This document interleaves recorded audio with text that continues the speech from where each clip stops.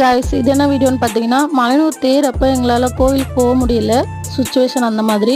So அதனால் இப்போ election ஊருக்கு போயிருந்தோம் இல்லையா, அதனால் ஃபேமிலியோடு வந்து மலையனூர் போகலாம் அப்படின்னு பிளான் பண்ணிவிட்டு கோவிலுக்கு போனோம். அப்பா, அம்மா, தம்பி எல்லாருமே பஸ்ஸில் வந்துட்டாங்க. நானும் ஹஸ்பண்டும் வந்து வண்டியில் தான் போனோம். போகிற வழியில் பார்த்தீங்கன்னா காட்டு வழி, சூப்பராக நல்லா என்ஜாய் பண்ணிக்கிட்டே போகலாம். எங்கள் ஊர்லேருந்து போகும்போது காட்டு வழி, ஒரு மலை ஒன்று பார்த்தீங்களா, அதுதான் வந்து செஞ்சிக்கோட்டை, அது ராணிக்கோட்டை, அது பக்கத்தில் வந்து ராஜாக்கோட்டை இருக்கும். அந்த வழி தான் போகணும். போயிட்டு அம்மா வந்து பார்த்திங்கன்னா பொங்கலுக்கு ரெடி பண்ணி பொங்கல் வச்சுட்டு இருந்தாங்க. பொங்கல் வச்சுட்டு கருவாட்டு குழம்பு, முட்டை வச்சுருந்தாங்க.